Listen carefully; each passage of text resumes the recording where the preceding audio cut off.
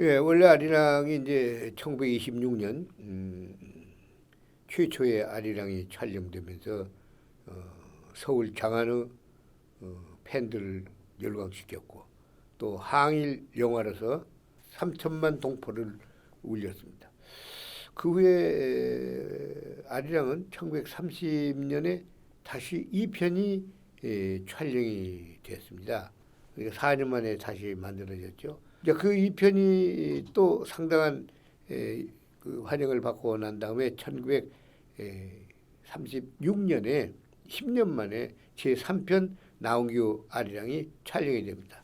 근데 1편과 2편은 주로 서울 근교에서 촬영이 됐는데 이 3편이 바로 전주 부근에 있는 보강제라고 하는 제가 아리랑 고개가 돼서 촬영이 되었습니다.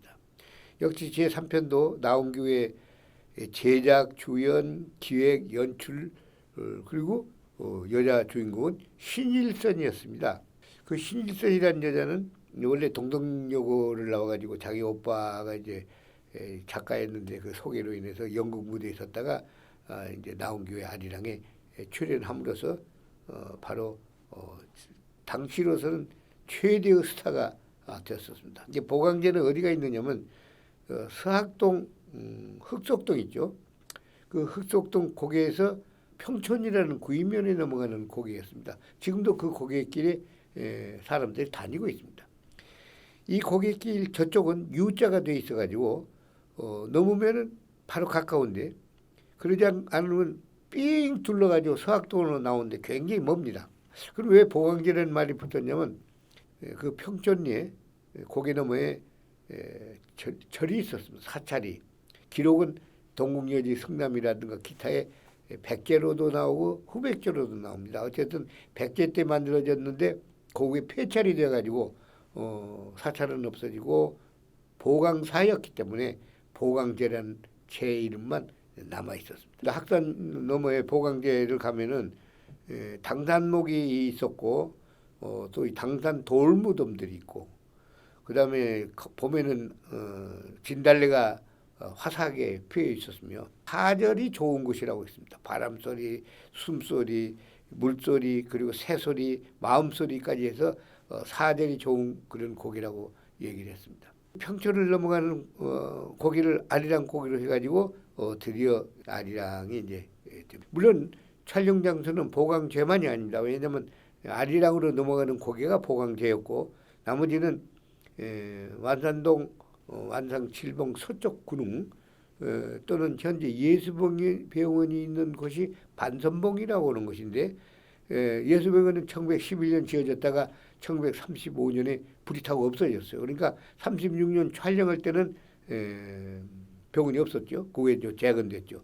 그 다음에 그 옆에 빙고동이라고 그래가지고 얼음을 저장해 놓던 빙고동 동굴이 있었습니다. 이제 거기도 오고 그다음에 이제 저기 서학동에서 남원으로 가는 좁은 목 이런 여러 군데서 촬영을 했습니다만 마지막 시인인 아리랑 고개 넘어가는 곳은 바로 보강제였습니다. 영화 보기도 힘듭니다만 영화 촬영하는 것도 대단히 어려웠기 때문에 사람들이 이제 구름같이 모여가지고 촬영 장소에 모여들고 구경을 했습니다. 그 속에 끼어 있는 김영창이라고 하는 분이 있습니다. 이 김영창이라는 분은 이순재 씨의 조카였습니다. 그러니까 김영창 씨의 외삼촌이 이순재였습니다. 그러니까 이제 그 외삼촌의 집에 가면은 가끔 나온규가 와서 같이 저녁에 대포도 한 잔씩 오고 대화를 하니까 호기심 어리게 거기서 보고 촬영 장소도 계속 따라다니면서 구경을 하고 했던 분이 바로 김영창입니다. 이제 김영창 아리랑으로 넘어갑니다. 그것을 봤던 김영창이가 1946년 영화관이 적산 가옥이었기 때문에 군정 재산으로 넘어와서 도 소유로 되니까 도립국장이 되었습니다. 이 도립국장의 지배인으로 김영창이가 발령을 받습니다. 그런데 서울의 을주로 육가에 가면 계림극장이라는 게 있습니다. 이 계림극장이 텐트로 지어져 가지고 돈을 매일 현찰이 들어오니까 버는 대로 매일 벽돌을 올리고 매일 의자를 갖다 놓고 해가지고 1년 반 만에 괜찮은 영화관으로 됐습니다.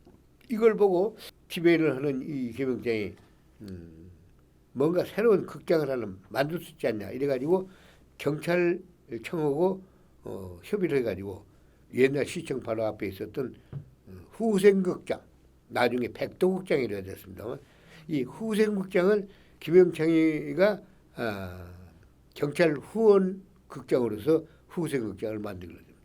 계림극장을 본을 사가지고 맨 땅 위에 텐트로 올리고 그 다음에 의자는 말뚝을 받고 판자를 깔고 그 뒤에 기대는 것도 없죠. 무대 하나 만들어 놓고 이제 거기에서 영화도 하고 이게 이제 소위 후생극장입니다. 신축과 더불어서 새로운 기억을 합니다. 물론 당시 도립극장은 건물로 되어 있는 훌륭한 극장이었기 때문에 당시 후생극장은 흔히 한 말로 깡통극장 그랬습니다. 왜냐하면 나중에는 천정은 지붕 위에다가 깡통을 또 올렸기 때문에 깡통극장입니다. 다만 요금이 도립극장보다 좀 싸니까 사람들이 거기에 와서 또 보게 되죠.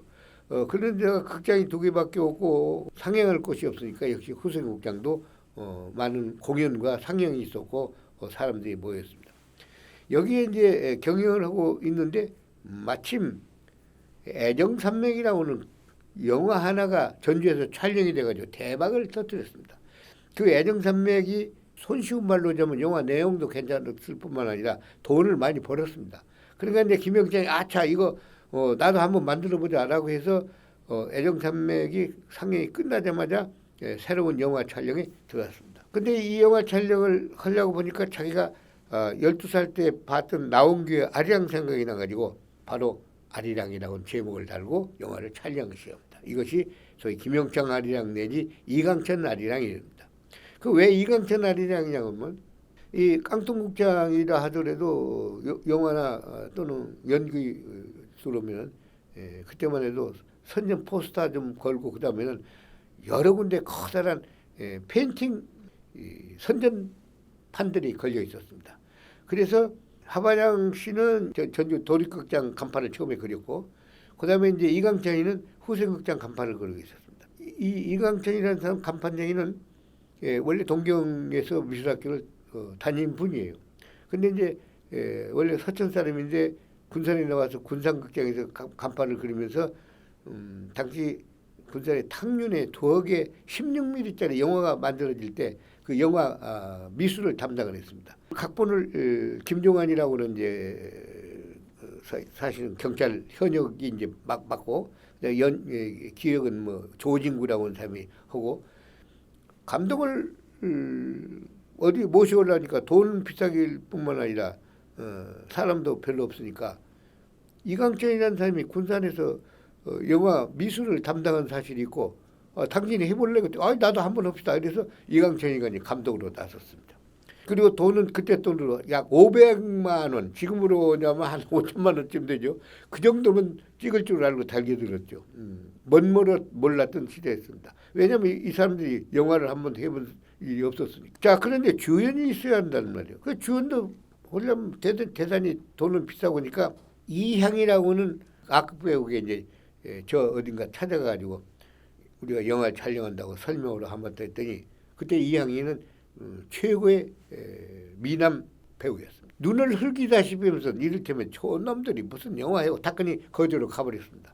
실망을 나머지 그 다음에 찾아간 것이 허장강입니다. 허장강이한테 찾아가서 여자한테 설명하니까 한번 해봅시다. 그래서 와가지고 허장강이가 주연을 하고 그 다음에 이제 여자 주연을 찾으려고 보니까 따로 없으니까 김재선이라고는 극단에 또 연극 배우를 모셔와가지고 이제 촬영을 시작했습니다. 근데 나온기 아리랑은 일본 놈 순사한테 잡혀가는 그 대목에서 모든 사람이 눈물을 흘리고 문전옥담 다 뺏기고 우리는 어디로 가서 살아야 하는 통곡을 하는 아리랑인데 이 아리랑은 띈 소장을 주제로 했습니다. 바로 하리 미 군정장관 밑에서 차장으로 있던 띈 소장입니다. 띈 소장이 전쟁이 나가지고 후퇴를 한다고 집차를 타고 오다가 진안으로 빠져가지고 꽃장으로 돌아버렸습니다. 갈 데 올 데 없으니까 어느 농가에 가가지고 사장을 하니까 농가에서 숨겨주고 이제 각별히 이제 그 집 딸이 외국인이라고 그래가지고 보살피고 며칠 한 일주일이 있었던 걸로 추정이 되는데 그 후에 소위 인민군에 발각이 되어가지고 체포가 돼서 가게 됩니다. 바로 띵 소장이 고개를 넘으며 그 울면서 이 아가씨가 보내고 하는 그런 장면이 바로 이강천 아리랑입니다. 그 띵 소장은 그 후에 포로로 잡혀 있다가 전쟁 후에 포로 교환 때 서울로에서 파문점으로 해서 나왔습니다. 전주에서 애정산맥이라고는 약간 촌스러운 영화도 대박을 터뜨렸고 그다음에 이 아리랑이 대박이 되면서 전주가 영화도시로서 이제 발돋움하게 됩니다. 이 아리랑의 작곡자가 박시춘입니다. 자, 박시춘이가 이제 작곡을 하고 그다음에 거기서 나온 것이 아리랑 환상곡 그리고 유명한 아리랑 만보가 바로 이 아리랑 영화에서 나옵니다. 예, 이 박시춘이는 우리나라 가요계의 대단한 작곡가 아닙니까? 예, 그가 이제 전주에 와가지고 또 작곡을 하고 그다음에 또 재밌는 것은 당시만 해도 녹음 시설도 사실 어렵고 아리랑 환상곡이라고는 약간 클래식적인 음악을 편곡을 해놓고 이걸 연주할 사람이 없으니까 당시 해군 교향악단을 섭외를 해가지고 동원을 했단 말이에요. 그리고 당시 거기 지휘자가 김생렬하고는 클래식 유명한 작곡자의 동시에 지휘관이었습니다. 이 오케스트라를 이제 섭외를 해가지고 녹음실에 돌았는데 해군 연주자들은 클래식자들이고 박시춘이라고는 자기들이 볼 때 딴따라 작곡가가 나타났단 말이에요. 그러니까 이제 상당한 알력과 갈등이 있었던 것 같습니다. 사실 김생렬 씨가 나무 작곡을 단번에 지휘를 한다는 건 대단히 어려우니까 결국은 박시춘이가 지휘를 하게 됐는데 컨덕트를 들자마자 그냥 몰아치면서 지휘를 하는데 기가 막힌 음악이 나왔던 겁니다. 거기서 중요한 것이 두 가지가 있습니다. 첫째 하나는 김영창이라는 이 제작자는 아리랑을 위시로 해가지고 그 다음에 격퇴라고는 영화를 2년 후에 만들어내고 그 다음에 1959년에는 선화공주라고는 만들게 됩니다. 이때 딴따로 있던 여러 배우들을 픽업을 해갖고 명배우로 만들게 돼가지고 거의 한 16개 정도의 제작을 한 것이 김영창입니다. 그러니까 아리랑에서 출발해서 한국의 굴지의 영화 제작자가 됐고 그다음에 이강천 얘기는 아까도 잠깐 나왔습니다만 사실 영화하고는 그다지 인연이 없었던 사람이고 또 동시에 전공도 아니었던 사람인데 이 아리랑에서 독보적인 영역을 보여줬습니다. 그리고 그 후에 피아고를 하고 그다음에 격퇴를 하는 바람에 약 20몇 개의 감독을 그 후에 했습니다. 그래서 굴지의 우리나라의 영화 제작자 그리고 명 영화 감독 이강천. 따라서 나홍규의 아리랑은 전주의 아리랑으로 이어지고 이 전주의 아리랑은 곧 전주 영화 시대로 전개시키는 훌륭한 역할을 했던 것입니다.